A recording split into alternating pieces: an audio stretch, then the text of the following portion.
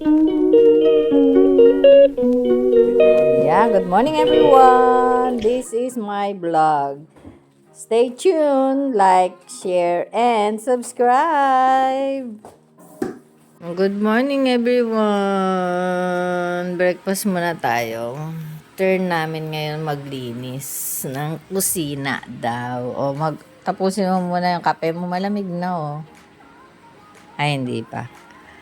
Ito ang akin. Coffee with Ensure. Anong oras na ngayon? It's 5:15 in the morning. Nagising ako kanina, text ng anak ko. Baka gusto mong bumiling bahay. Eto, may toasted bread ako at saka maggawa lang ako ng chorizo. Meron pang natirang pambaon. Ubusin ko na lang din. Ayun lang at the moment. Linis mode kami ngayon ng kitchen. Maaga kasi meron kaming ladies conference today. Mamaya afternoon. After ng lunch. Pero alis ako dito ng 12. By at the moment, today is Saturday, 14th. Birthday ni Hermana. Happy birthday, my dear Hermana. Ang nag-iisa kong kapatid. Happy birthday to you. Happy birthday to you. Happy birthday, happy birthday, happy birthday to you. God bless and many more birthdays to come. Pagpalain ka lagi ng Panginoon dahil sa iyong mapangunawa at mabait na pagkatao. Alam ko, diyan ka sa Pilipinas, diyan ka mag-celebrate ng birthday mo, and for the first time, ay alam ko na masaya ka dahil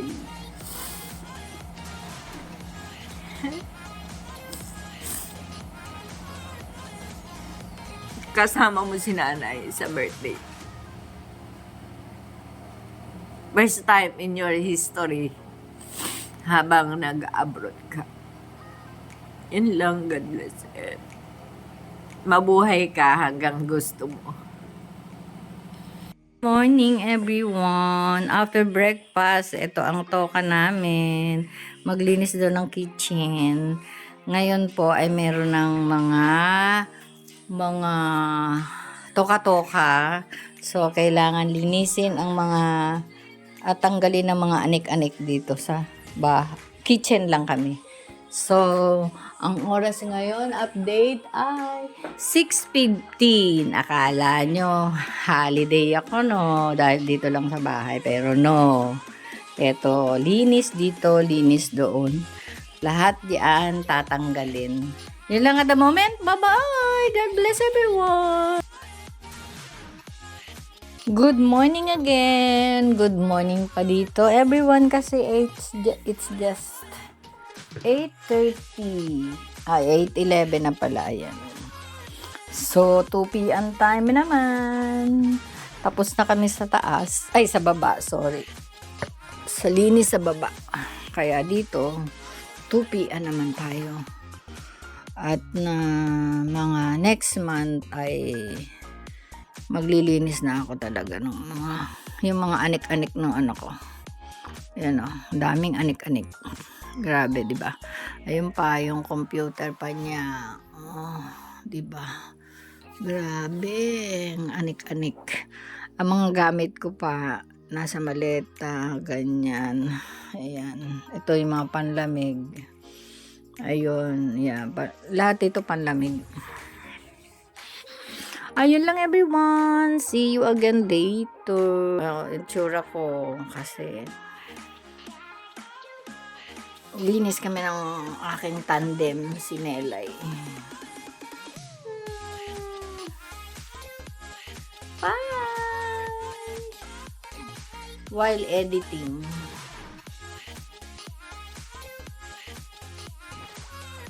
Good morning. Good morning. Pero ano po, I just want to explain yung kahapon na wala akong video kasi wala ako sa kondisyon dahil nga nawala yung, hindi ko mahanap yung freedom pass ko, nalaglag ba o ano. Pero nakalabas naman ako sa train noong Webes ng gabi, yung ganon. After that,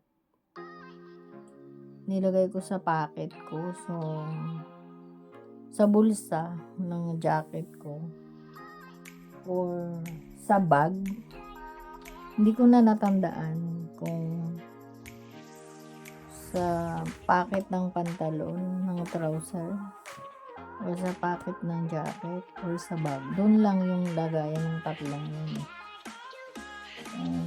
Hindi ko ano. Kaya, nawalan ako ng mood mag-video. Hanggang sa pumasok ako, tapos kahapon yun, Friday, tapos nagtrabaho ako, wala pa rin ako sa kondisyon, naglaro na lang ako sa cellphone, tapos hanggang sa umuwi, pag uwi ko, gabi na, parang kinabahan akong, parang may nagsabi na wag mag-video, wag maglabas ng cellphone along the road, yung ganun, kasi ano lang yung medyo maraming tao kahapon, kahit sabihin mong gabi na, yung parang very strange yung mga senaryo kagabi, yung ganun. Kaya na-realize ko, yun, wala lang, hanggang sa dumating ako dun sa train station. Hindi naman dating ganun, everyday hindi naman ako ganun, parang nawalan ng wala, hindi ko alam kung ano nangyari sa akin kahapon.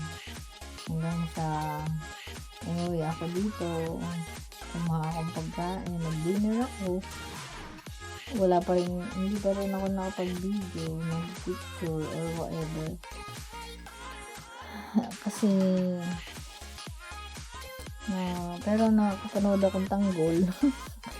Yung ganun. Then nakalimutan, wala ako sa kondisyon. Minsan nakatulog na ako, tapos ayun, yun lang. Ang continuation ko ay ngayon ng umaga, yung ganon.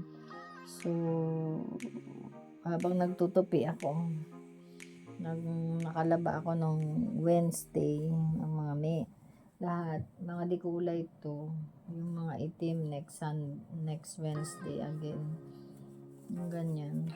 So yun nga, hindi ako wala ako sa kondisyon kahapon, bad ako kahapon. So plus ayokong sabihin na na-stress ako, pero kasi hindi ko naman feel na ma-stress. It seems that pag meron akong problema na gano'n,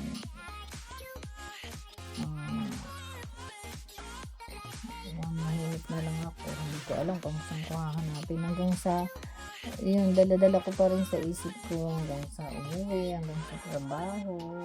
Sinabi ko na din sa building manager na nawala yung aking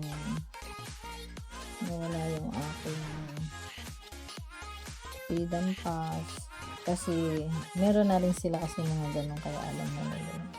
Ay, yung isa lang yung assistant yun, pero ang nagbabayad ng kanyang travel ay yun yata may-ari ng Scoop, yung ganun.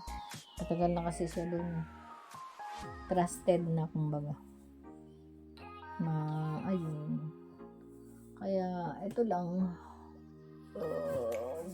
maya sabi ko mag-rest lang ako ng mga 30 minutes at maliligo na, pero parang naka 30 minutes na, dagdagan ko pa ng another 15 minutes. Kasi hindi pa ako tapos magtupi eh. Yung nilabang ko. O yun lang. Bye-bye. Good night. Ay, good night tuloy. See you later everyone. Bye!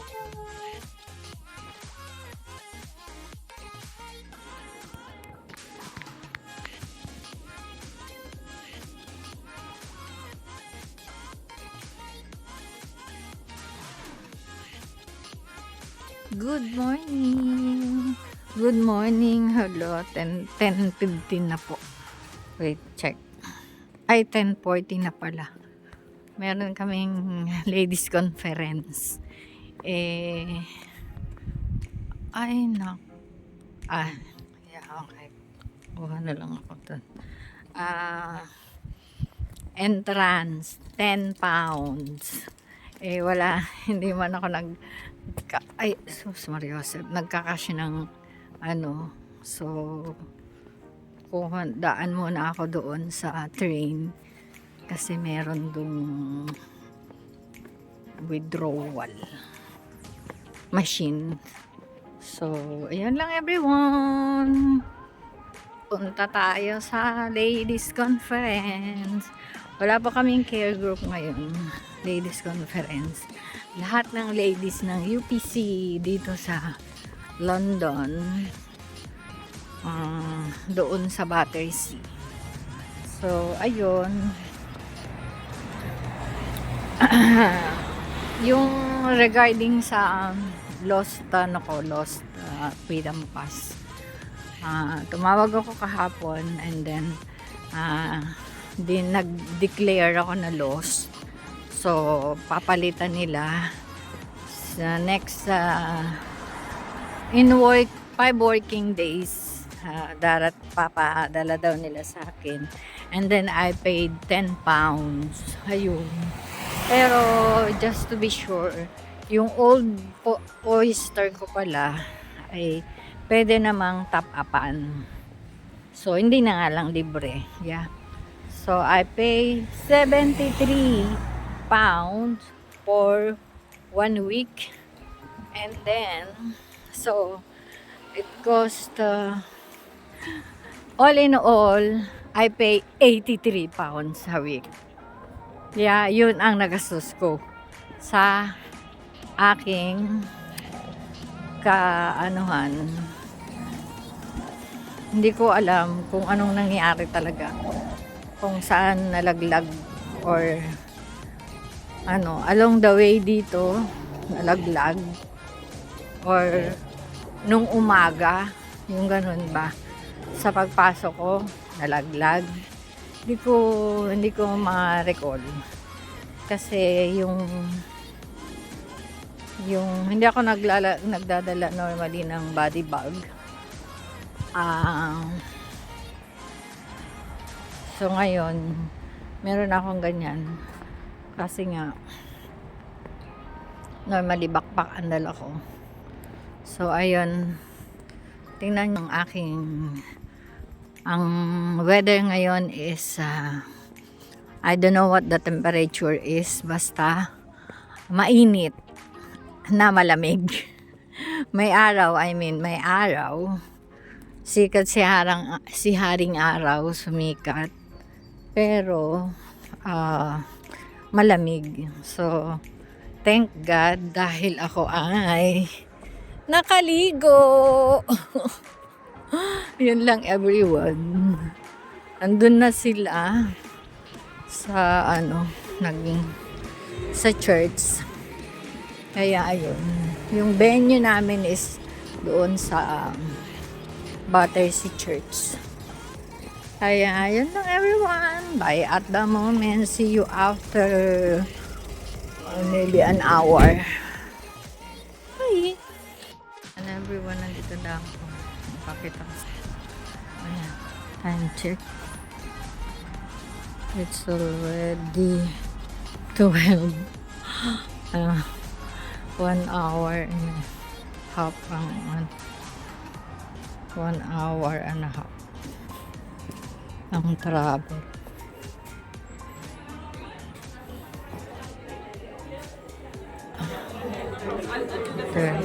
Right now, you enter those gates with holding nothing.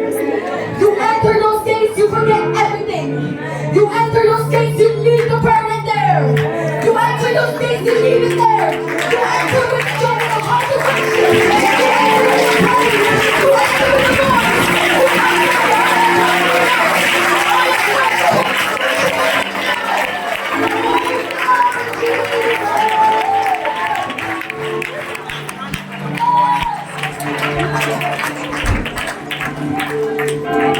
Fresh oil is flowing. The comforter is flowing. It's always green.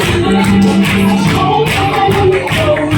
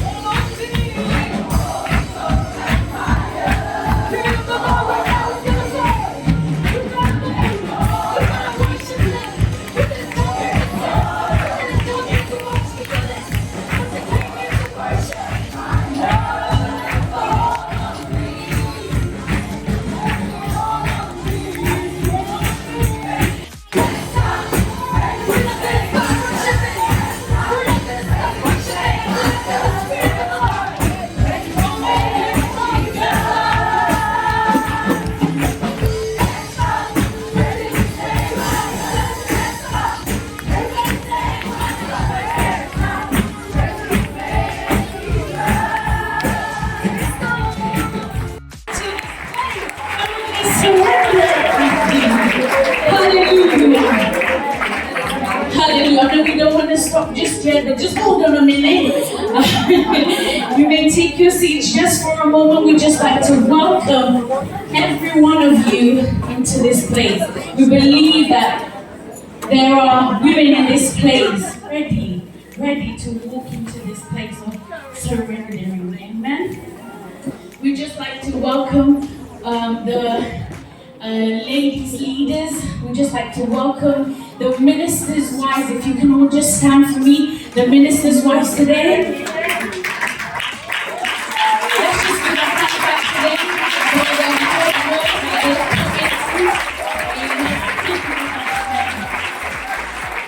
If it's possible, all the ladies leaders, if you can come. You enter those gates, hallelujah, to praise the Almighty God, hallelujah. You didn't come here because, oh, I want to see sister. I must go here. No. We came here to praise the Lord. Hallelujah. We came here to praise the Lord. We came here to praise the Lord.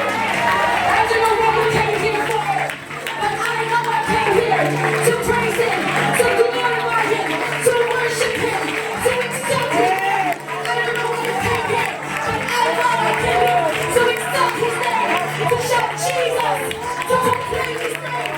Oh, Jesus! We came here to feel the presence of the Lord. If you want to feel the presence of the Lord right now, let me tell you something. You better move. You better praise. The weather outside will not hinder your jump for Jesus. I gotta jump for Jesus. Oh, I gotta do it for Jesus. Let's go, let's go.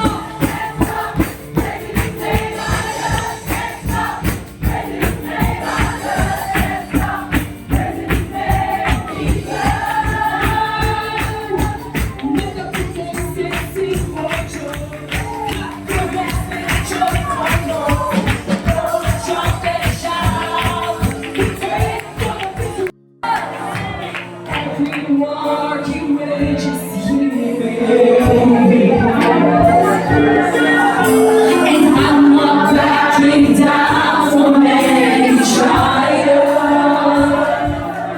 'cause I know how this story ends. Jesus will win.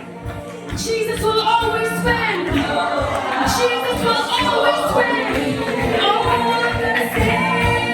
gonna see the victory. I'm gonna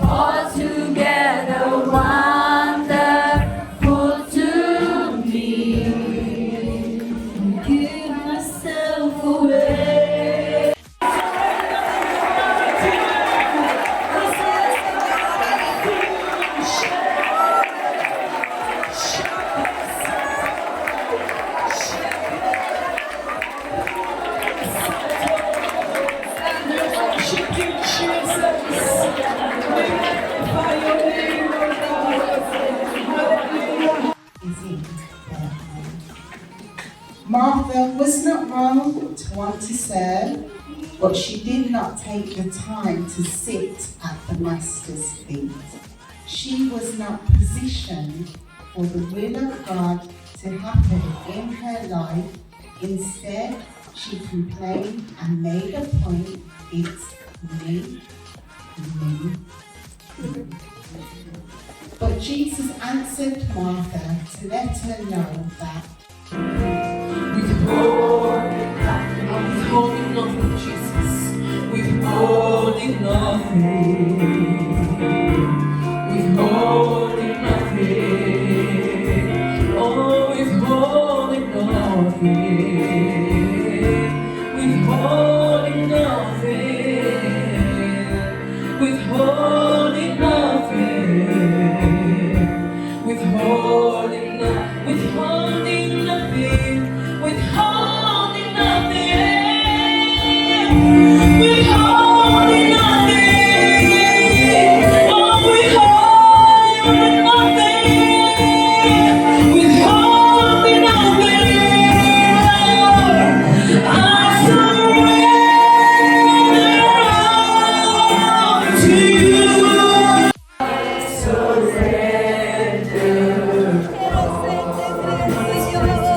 Oh, yes, God.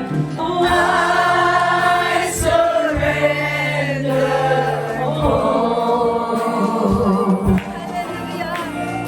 I surrender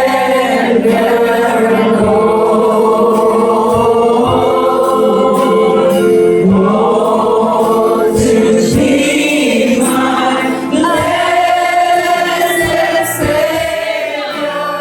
I surrender. You're very good. You're very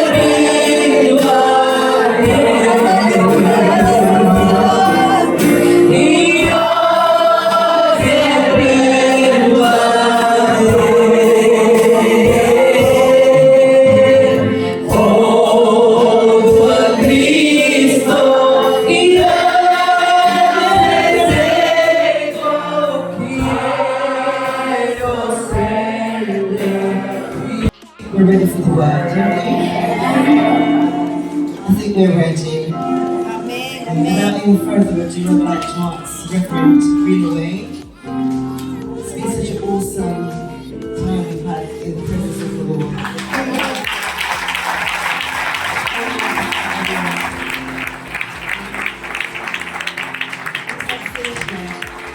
just want to thank him for what he has done so far.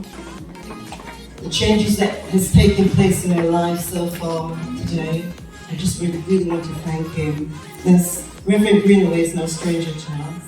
She's a woman who ministers under the anointing.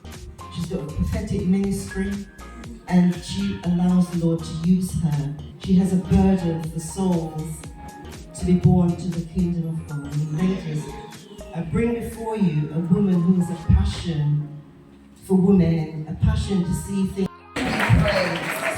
Glory, hallelujah. As they always say, the psalmist said, from the rising of the sun to the going down of the same, this God is just worthy to be praised.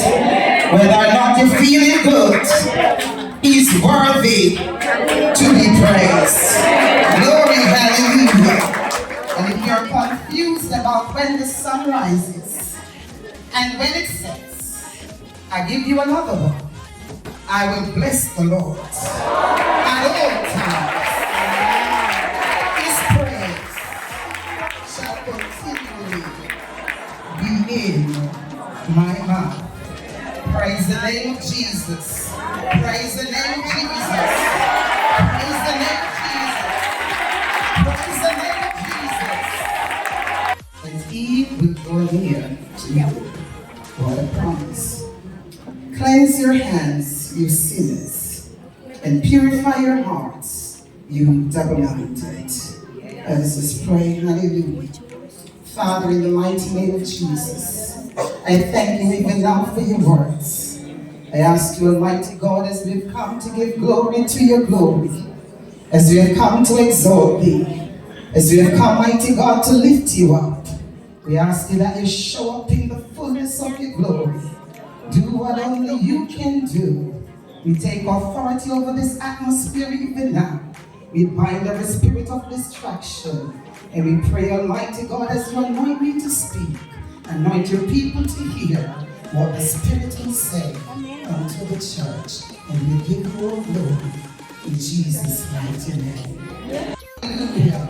So what God wants, praise God, is our total submission. Praise the name of Jesus. Every area of our lives need to be submitted unto Him. We submit our lives, we submit our families, we submit our money, we submit our relationships. Whatever it is you're holding on to, God is just saying, give it over to me and watch me work on your behalf. When the psalmist David think about submission, praise God, he said, God, if you required a sacrifice, I would have given it. But what you require is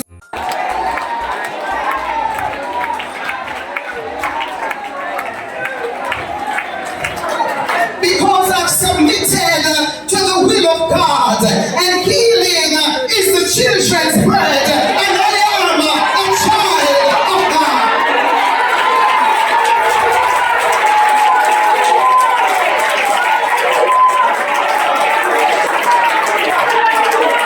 When we surrender to God, we are going to have faith to believe that every promise in His word belongeth unto us. Oh, glory, hallelujah. But I know sometimes the will-blocking spirit and the mind-blocking spirit can come to block, hallelujah. And I've been calling you. I've done more for you than I've done for many in the church. Shaddai is waiting for you, yes. It's the day you take for yes.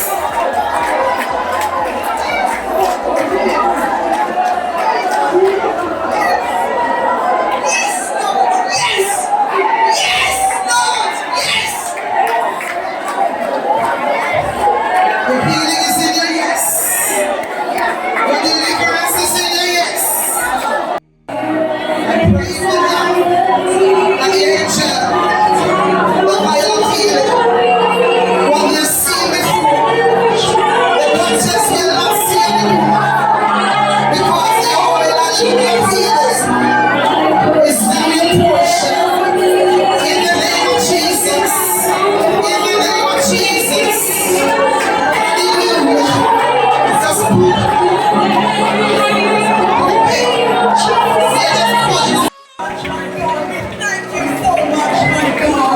We thank you so much, Father. We thank you so much, my God, for what you've done today. We thank you for what you've shown us, my God, for what you've revealed us, my God. How you've drawn us, Father. We are grateful. We are grateful. We are grateful. We are not the same as we came in, my God. We are not the same as we came in, my God. Father, as we prepare to leave, my God, we are taking nothing from as we withhold nothing from Him. So I thank the Lord for that. And it's been a pleasure serving you ladies. And I'm so excited. We had over 200 ladies. We thank the Lord for all the work that she does. Amen. She does a lot of work behind the scenes and in preparation for this conference. This is a small token for you, Sister Sadie.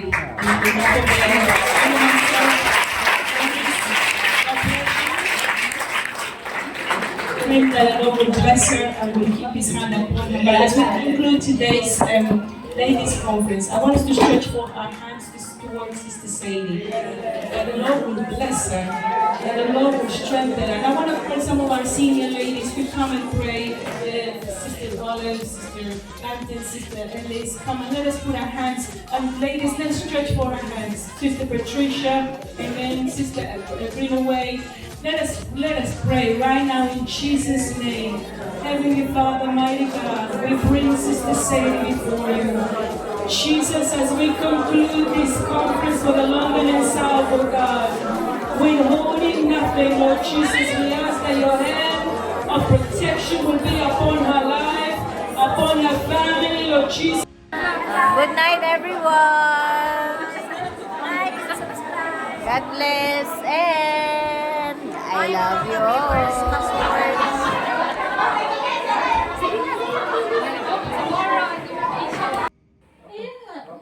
Ayan everyone, nag-dinner ako. Pero may kadate ako, ayan.